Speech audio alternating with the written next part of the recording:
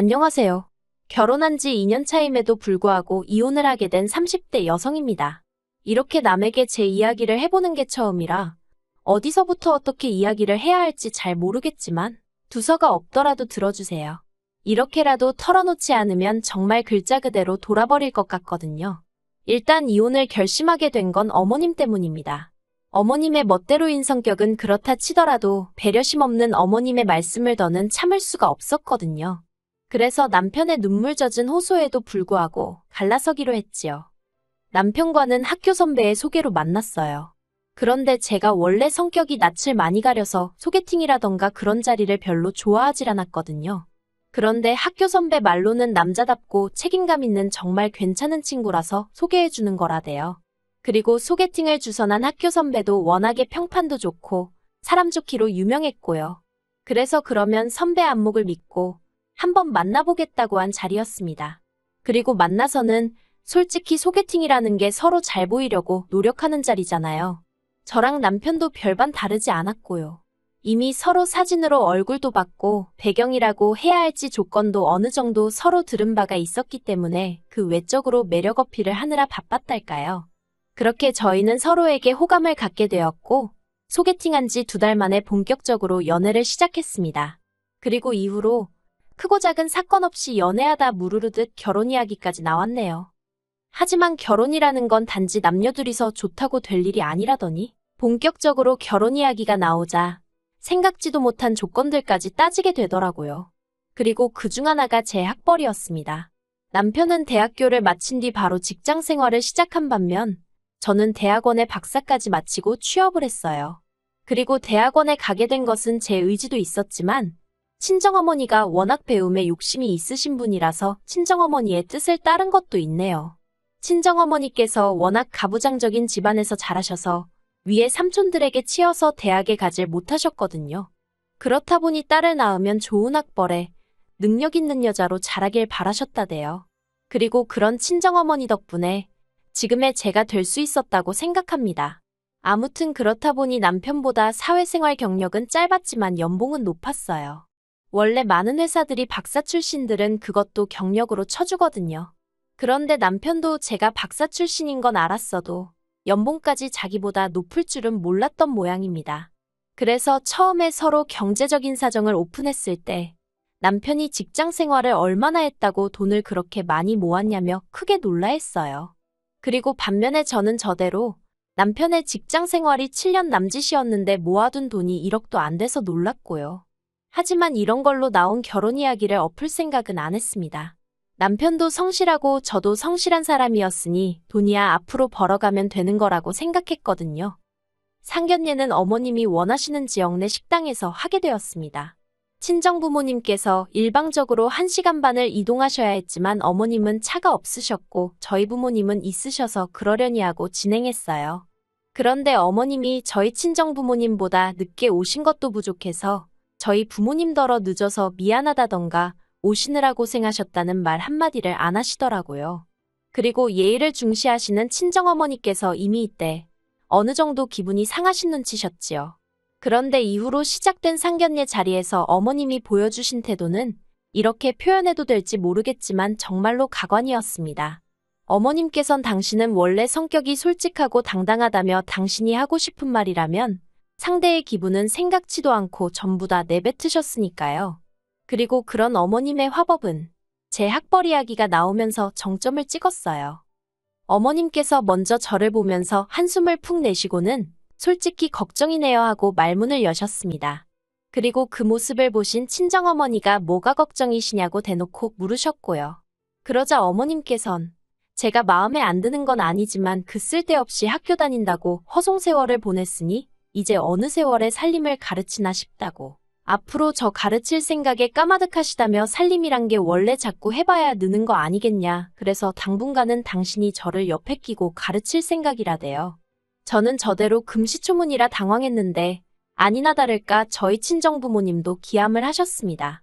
특히나 친정어머니께선 돈 들여서 유학 보내고 박사까지 시켰는데 살림이나 시키실 생각이시냐며 그럴 거면 이 결혼은 없던 일로 하자며 자리를 일어나려고 하셨지요.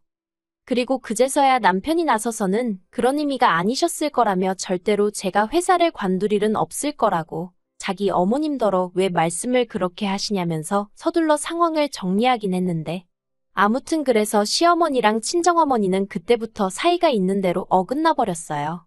하지만 결국에 너희들만 잘 살면 되는 거다라는 친정아버지의 말씀대로 그때까지도 남편과 제 사이에 별다른 문제가 없었기에 결혼 이야기는 계속해서 진행되었습니다.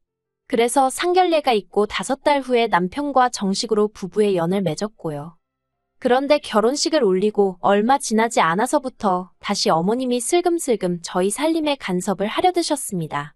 발단은 결혼하고 한 달 만에 돌아온 신우 생일이었어요.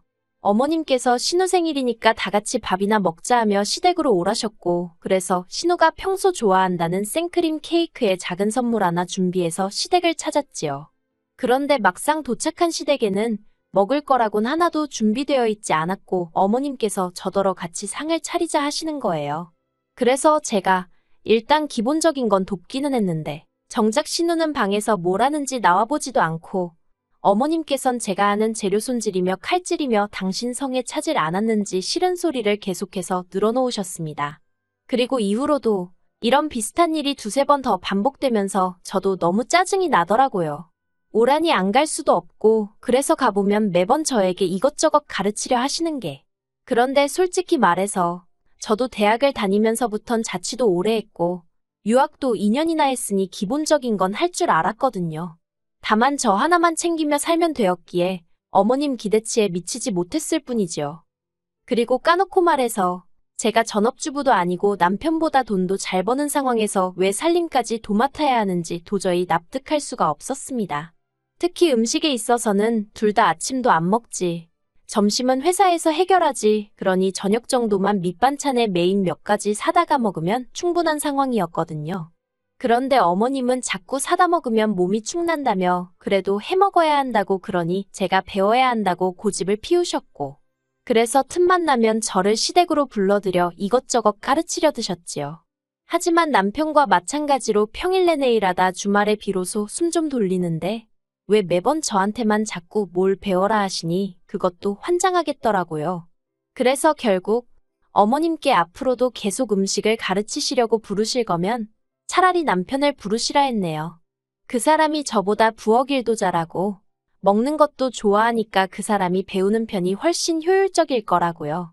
그러자 어머님 얼굴이 울그락불그락. 그리고 물론 남편이 불려지는 일은 없었습니다. 하지만 겨우 어머님이 저한테 음식을 가르치려 드셨다고 제가 남편하고 이혼까지 생각한 것은 아니에요. 결정적으로 제 마음이 식어버리게 만든 건 올해 초 있었던 일 때문이에요. 올 봄 임신 사실을 확인하고 얼마 지나지 않아 계류유산으로 아이를 잃었습니다. 건너 이런 이야기를 들을 때면 그게 왜 애엄마 잘못이냐 생각했지만 막상 제 일이 되니 누가 뭐라건 간에 그저 제 잘못처럼 느껴지더라고요. 내가 도대체 무슨 실수를 해서 아이가 떠났을까 하는 자괴감도 상당했지요. 그렇다 보니 하루가 다르게 제 상태가 안 좋아졌어요. 솔직히 당시에 저는 잘 몰랐지만 주변 사람들이 보기에는 당장이라도 쓰러질 것 마냥 딱했다대요. 아무튼 그래서 결국 회사에 휴직을 내고 친정에서 요양을 하게 되었어요. 남편하고 상의 끝에 결정된 일이었고요. 그런데 이 사실을 알게 되신 어머님께서 영 마뜩찮아 하셨습니다. 대놓고 말씀은 안 하셨지만 무슨 대단한 일을 했다고 남편 두고 친정까지 가고 그러냐와 다름없는 이야기를 몇 번이나 하셨으니까요. 그리고 그땐 저도 애가 유산된 것도 그렇고 회사를 쉬게 된 것도 그렇고 전부 다 제 잘못 같아서 그런 어머님께 말 한마디 서운하다, 속상하다 소리를 못했어요. 그저 죄인마냥 그런 말도 안 되는 억지를 듣고만 있을 뿐이었지요. 그래도 어쨌든 친정에 간다 생각하니 힘은 좀 나대요. 그런데 친정에서 돌아오고 저는 경악을 금치 못했습니다. 혼자 있는 아들이 안쓰러워 그러셨던 건지 뭔지는 모르겠지만 어머님이 와 계셨거든요. 남편에게 이게 무슨 일이냐 하니까 자기는 오시지 않아도 된다고 몇 번이나 말씀드렸답니다. 하지만 막무가내로 진보딸이 싸들고 온 양반을 자기가 무슨 수로 쫓아내냐면서 그래도 이제 제가 왔으니 어머님이 알아서 가실 거라고 며칠만 참아달라는 거예요. 그리고 저는 그때도 여전히 이 모든 상황의 근본적인 원인은 제가 아이를 잃어서라고 생각했기 때문에 상황을 이 지경으로 만든 남편이 야속했지만 일단은 알겠다고 할 수밖에 없더라고요. 하지만 이튿날 저는 큰 충격을 받아 어머님과는 더 이상 한 공간에 있을 수 없다는 판단을 내리게 되었습니다. 그리고 그건 단지 어머님이 냉장고에 있던 반찬들을 멋대로 합치시고 버리셔서가 아니었어요. 어머님이 마음대로 옷장 정리를 해준답시고 제 옷은 창고에 밀어넣으시고 여기서 얼마든지 머물다 가겠다는 듯 보란듯이 당신 옷을 옷장에 걸어놔서도 아니었고요.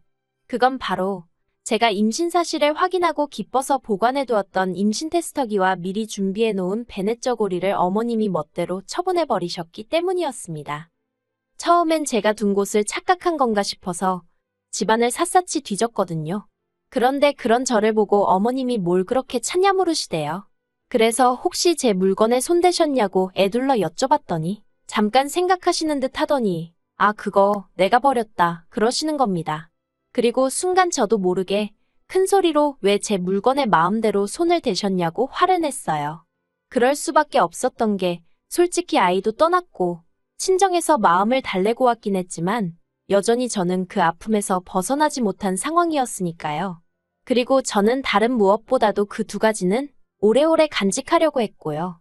그런데 어머님께선 단지 제가 큰 소리를 냈다는 그 사실 하나만 물고 늘어지시면서 어디 감히 시애미한테 목에 핏대를 세우느냐고 같이 소리를 지르시기 시작하셨습니다.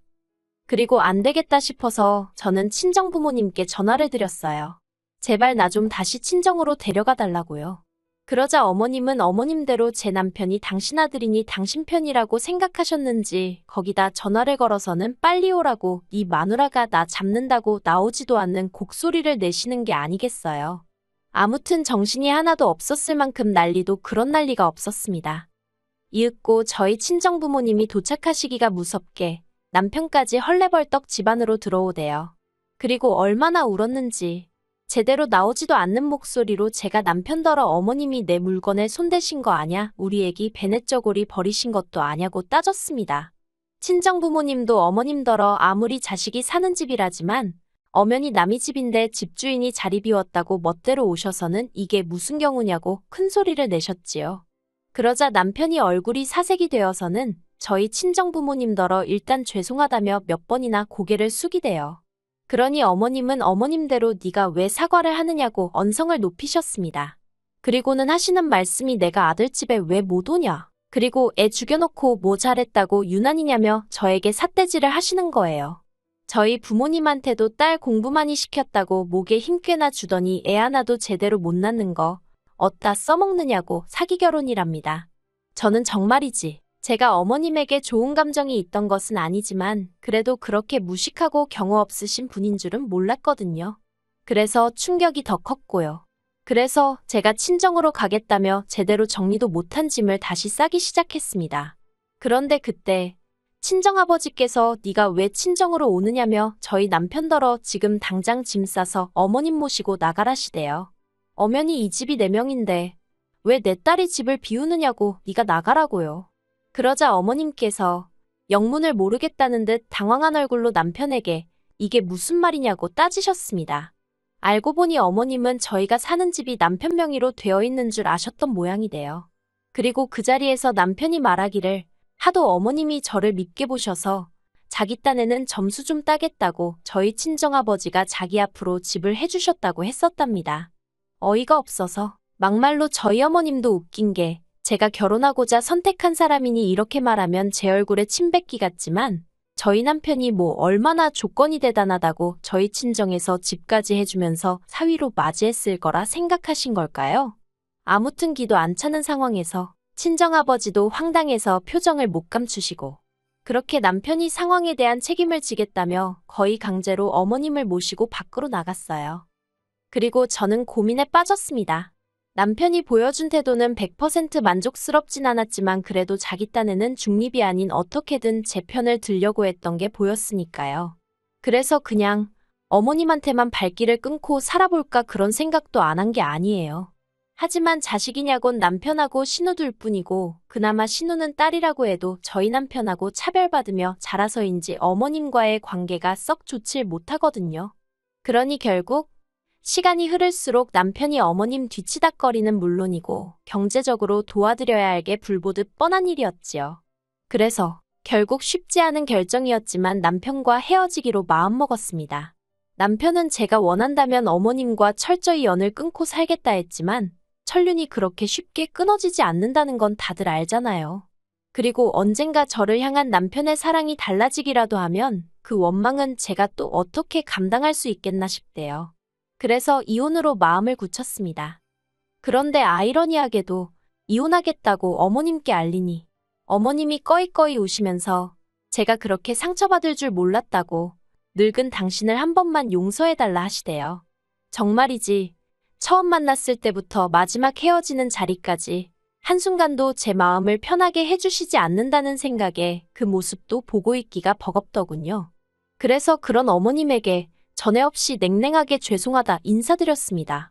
그리고 남편도 결국엔 이혼해주겠다고 하대요. 자기가 해줄 수 있는 게 이혼밖에 없는 것 같다며 미안하다면서요. 그리고 마지막으로 어머님, 당신 손으로 아들 가정을 파탄내셨다는 정도는 이제 잘 아시겠지요? 부디 오래오래 그 사실을 기억하시고 괴로워하시며 사시길 바라겠습니다.